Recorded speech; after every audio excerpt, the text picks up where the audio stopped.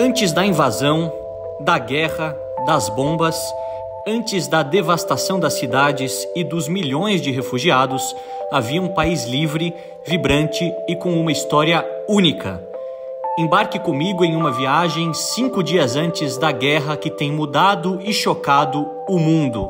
Seja bem-vindo à Ucrânia.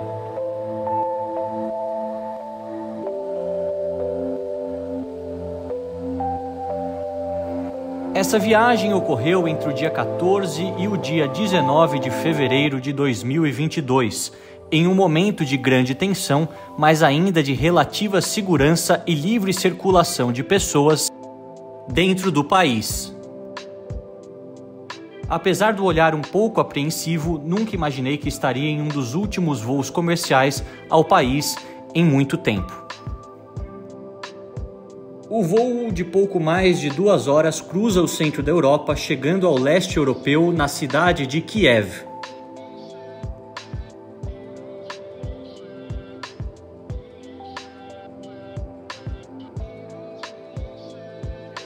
Voo tranquilo e com um pôr do sol alaranjado e pacífico. Muitas ideias na cabeça ao retornar a esse país pela 3ª vez, mas em circunstâncias totalmente diferentes.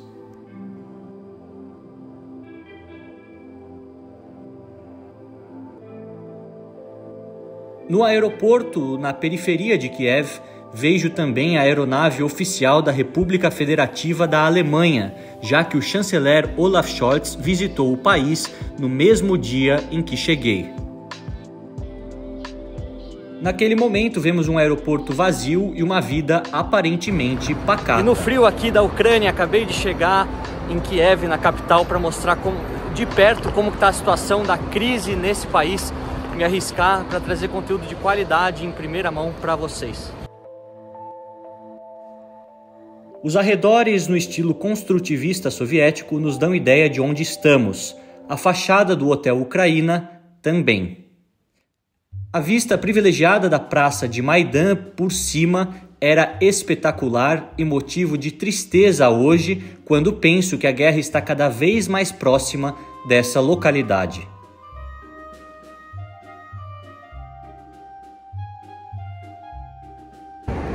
E essa cidade de noite é ainda mais espetacular. Ali atrás o Hotel Ucraina, que é o que eu estou ficando. Dessa vez muito bonito, um prédio histórico, e aqui a praça de Maidan, toda iluminada à noite também, grandiosa.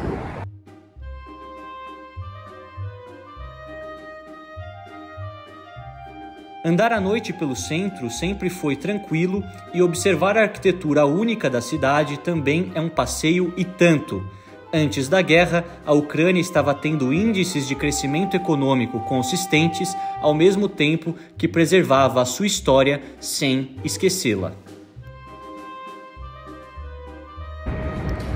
E um dos símbolos nacionais é a língua ucraniana. Você vê que, apesar de seguir o alfabeto cirílico e ser uma língua eslávica, nós temos também algumas letras diferentes, e isso é um motivo de orgulho para os ucranianos. Nunca fale para um ucraniano que a língua que eles falam é o russo, apesar de muitos serem proficientes nas duas línguas, principalmente aqui na capital e nas partes mais ao leste do país. Nós temos um ensino cada vez mais intenso da língua ucraniana, que também é um dos patrimônios culturais deste país. O Hotel Ucraina, onde tive o prazer de me hospedar, é um prédio histórico completado na década de 1960. Tem uma vista incrível da cidade e durante minha estadia estava cheio de outros jornalistas cobrindo o início dessa crise geopolítica que mudaria todo o mundo.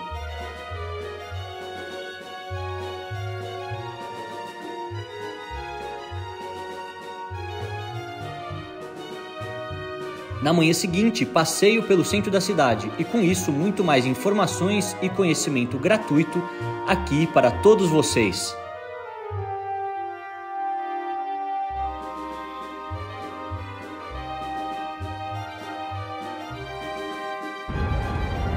Olá pessoal, sejam todos muito bem-vindos a Kiev, na Ucrânia.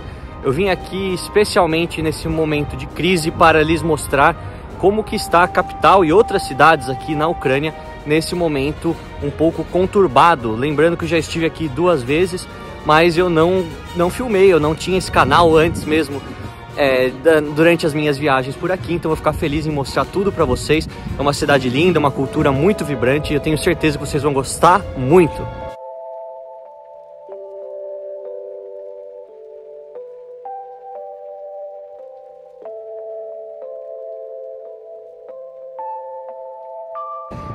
E esse monumento muito bonito aqui atrás de mim é o monumento à independência. Lembrando que a Ucrânia foi uma ex-república soviética por muitos anos, tendo a sua independência conquistada em 1991, após, obviamente, a dissolução do antigo país socialista em 15 repúblicas, sendo elas muitas na Europa e também algumas outras na Ásia.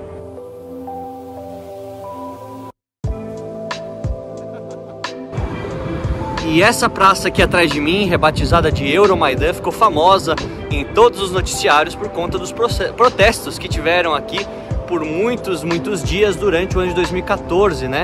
E que ocasionou também a queda do presidente Viktor Yanukovych, que era mais pró-Rússia, e a partir desse momento nós temos o estabelecimento de um sentimento muito europeísta dentro da Ucrânia, principalmente das gerações mais jovens querendo mais liberdade, eventualmente alguns acordos militares com a OTAN e futuramente também o ingresso no bloco europeu, buscando aí sair de vez debaixo das asas do domínio russo. Lembrando que esse domínio não se deu apenas na União Soviética, mas também durante todo o Império Russo czarista e também um pouco antes. Afinal, a Rússia tem a sua origem também aqui na atual Ucrânia, se podemos assim dizer, com o Kievan Rus, lá desde o século IX, século X e aí por diante, esses povos eslávicos muito fortes que surgiram aqui e foram dominando todo o leste europeu, chegando até os confins da Ásia.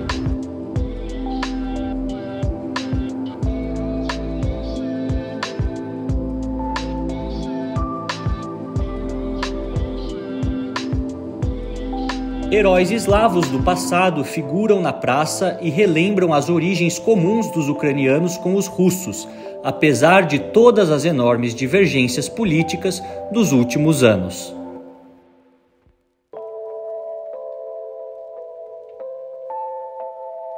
Hora de utilizar os incríveis metrôs da cidade para continuar esse passeio pela capital.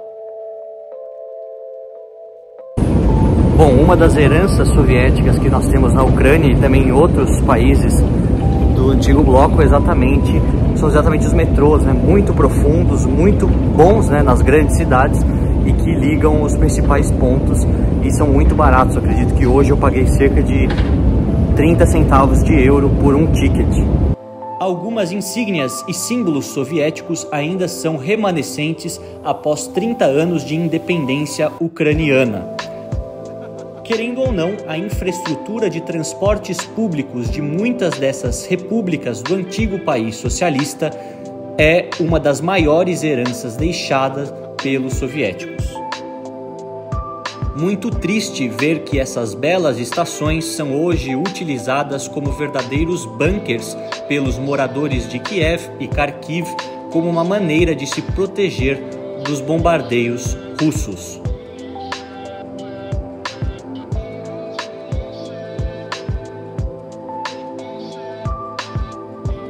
Parada para observar um dos mais importantes rios da Ucrânia, o rio Dnieper, com mais de 2.200 quilômetros de extensão e que corta todo o território ucraniano de norte a sul. E aqui atrás de mim está o rio Dnipro, esse que divide o território ucraniano em praticamente 2 partes e que numa situação de guerra é um limite geográfico muito importante para saber até que ponto os russos conseguiriam chegar. Se nós pegarmos o exemplo histórico da Segunda Guerra Mundial, em muitas ocasiões os nazistas utilizavam o rio Dnipro como o limite, né, para a tomada de decisões antes de atravessá-lo e chegar em territórios do oeste ucraniano e consequentemente da Rússia.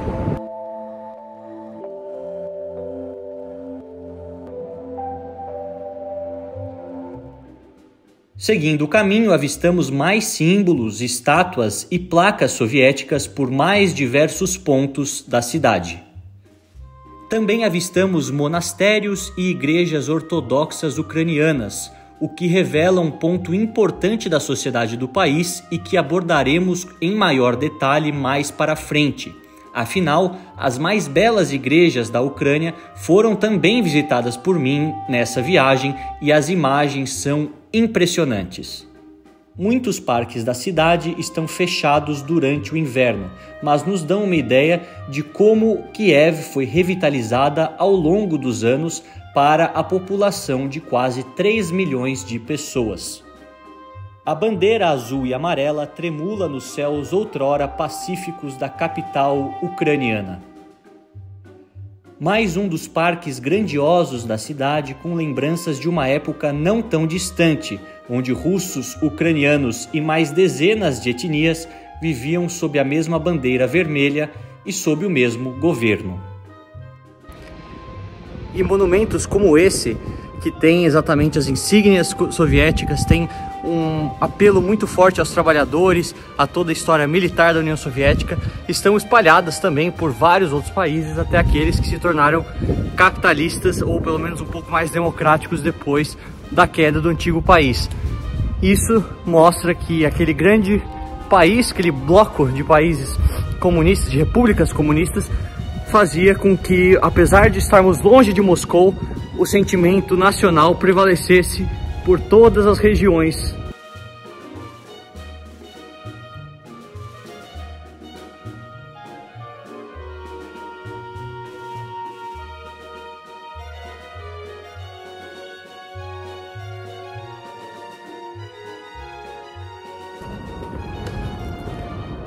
E o dia, apesar do frio, está muito bonito.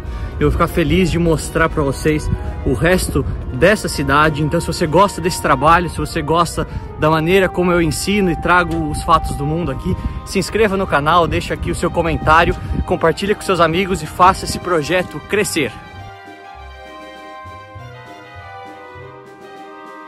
Mais detalhes super interessantes dessa cidade e da Ucrânia como um todo, além de um passeio completo pelo Museu Nacional e os monastérios cristãos ortodoxos do país, você acompanha aqui no próximo episódio. Não perca!